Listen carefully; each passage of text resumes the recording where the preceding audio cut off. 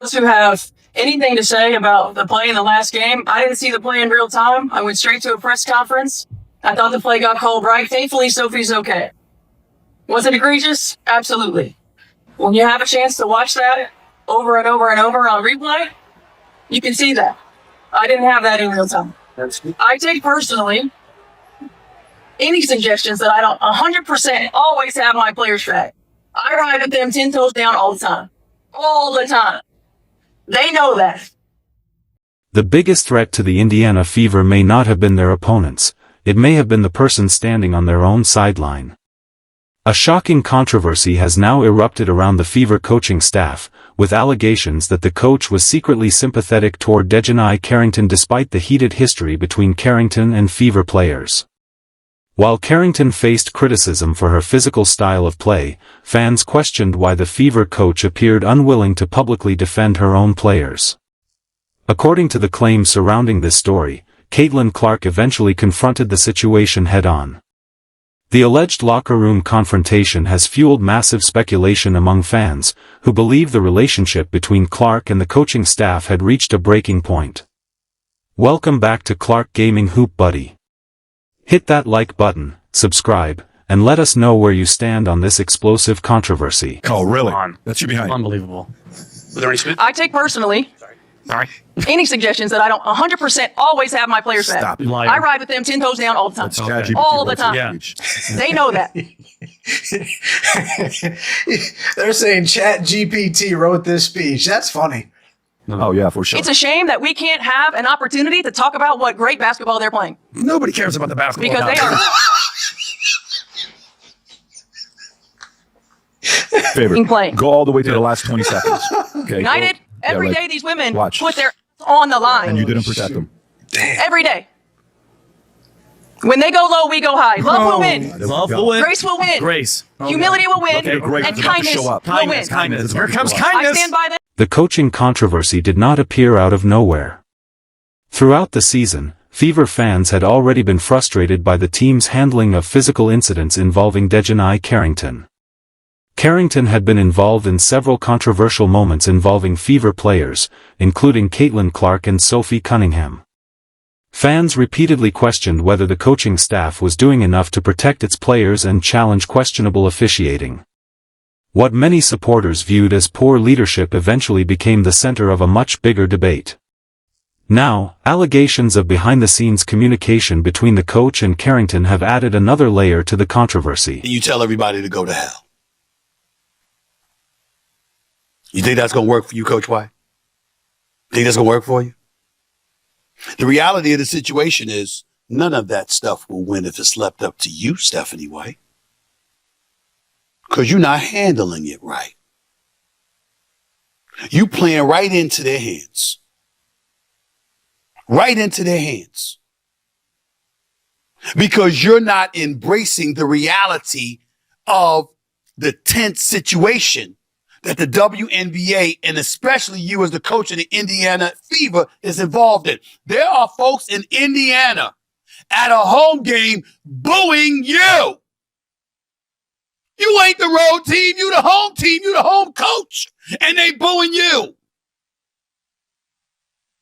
And Sophie Cunningham and Caitlin Clark can speak up for you all they want to, as they did, and as they should have. But that's not going to be enough. Sophie Cunningham here, our locker room in there. It's tight and we have each other's backs. She didn't see the clip. Coach loves us. She didn't see the clip, and that's okay. Me and Steph are great. Steph is great with all of us. And so it's really the outside noise that's trying to distract us, but we're good. Before I go any further, let me say this. The most dramatic claims involve alleged private communication between the Fever coach and DiJonai Carrington. According to the allegations circulating online, the coach may have expressed support for Carrington's aggressive style of play, creating the impression that she was undermining her own locker room. If true, that would raise serious questions about trust and leadership inside the organization. When Caitlin Clark allegedly learned about the situation, reports claim she confronted the coaching staff rather than taking the issue directly to the media. The confrontation has since become the subject of intense fan speculation, with supporters portraying Clark as a player willing to demand accountability from anyone inside the organization. Whether every detail of the story is accurate or not, the controversy has clearly intensified the debate over who controls the direction of the Fever. Caitlin Clark on the MVP list. She only wanted to put Kelsey Mitchell on it. Bad idea.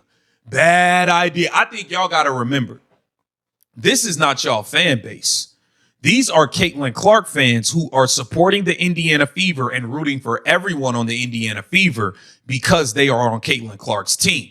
The minute we see y'all doing janky stuff, y'all liable to get booed too. Y'all liable to get booed too. I'm going to get into Stephanie White, but I got to circle to Aaliyah Boston here really quick before I get into the keys of the game.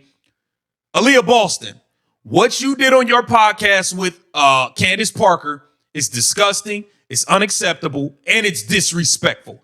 For you to watch her list off players for MVP, Asia Wilson, Olivia Miles, and then you Kelsey Mitchell. For you to do all of that and never mention Caitlin Clark for MVP is disgusting and is not right.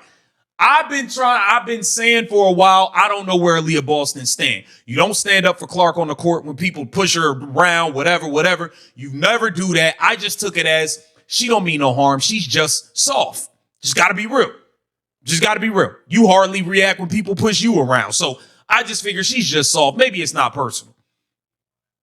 You are showing me that you're not rolling with Clark. And I'm not rolling. If you ain't rolling with CC, I'm not rolling with you. I draw the line in the sand. I'm fine with wherever you stand as long as I know where the hell you stand. And I've been questioning where you stand, but now I think it's very clear. You're on the other side of the line in the sand. You seem to be on the Kelsey Mitchell, Stephanie White line. And this is not to come at Kelsey Mitchell. I hope she has a big game. Her and Caitlin Clark been playing awesome together. This is not to come at Kelsey Mitchell. But the fact that you did not want to include Caitlin Clark in the MVP talks, Aaliyah Boston. Once the allegations began spreading online, the Fever fan base reacted immediately. Social media exploded with criticism, debate, and calls for accountability. Supporters questioned the coaching decisions and demanded answers about the team's internal leadership. Claims that the coach had been forced out or was facing a final appearance also fueled even more speculation, with fans imagining a dramatic farewell inside the arena. However, many of the most extreme details circulating online remain unverified. The controversy has nevertheless created a major divide among supporters, with Caitlin Clark's name repeatedly appearing at the center of the discussion. We can list so many players that she's just done dirty stuff to. DiJonai Carrington is not half as talented as Kennedy Carter. And Kennedy Carter's out of this league. We can get this girl up out of here too. Let's keep it real. Come down with long fingernails, gouge somebody. She's had multiple instances of chasing people down from behind, trying the same swat and smashing them in the head and causing many fights. She pulled another girl's hair. I don't know if we'll get to that clip in a second when she's falling. Look at this. Look at all of this. Oh, like she pulling Sarah Ashley. Now, Sarah Ashley Barker feet wasn't even on the floor at the time. Sarah Ashley Barker was airborne when she got pulled out of the air by her ponytail by this dirty ass player. Really dirty play. Look at this. Look at this play. You're not going to say DJ's a clean player. Let's watch this on the close-up. An absolute hair pull. This is the hair pull right here.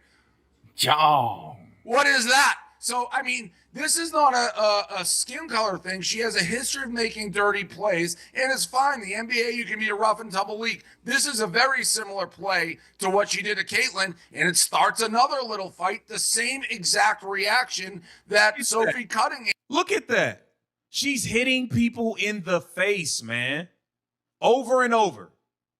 Had where you come down. ESPN, they'll show you 3 chase down blocks. But they ain't show you this.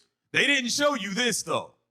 You're swatting. This one was actually not as bad, but the slow-mo, you'll see she drags her hand over the head. So here's the slow-mo. So you'll see she's making dirty plays. That's clean. That is not when you scratch back across the play. So she makes dirty plays. Now, where this thing gets absolutely bananas is when you start making it into a race and culture war, and the people talking about it are not mentioning 99% of the time that she went back and tweeted white privilege. White privilege how? You made a dirty play. Sophie Cunningham, everyone's putting up clips of her like tackling a player on a drive, defending Caitlin. You say, well, she got kicked out of the game for that too and didn't say anything after. So when you have commentators like Cheryl Reeves, who I like, L. Duncan, I'm putting some of the names down, who are like, conservatives are trying, an outside force trying to hijack the WNBA and trying to make everything about race and trying to make it a culture war.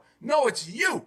It's you guys. And I'm not saying specific, but yes, to Carrington, you specific. When you tweet something so stupid as white privilege, and then you get shocked when people who aren't necessarily WNBA fans, and by the way, I was on the Now, the big question is what this controversy means for the Indiana Fever moving forward.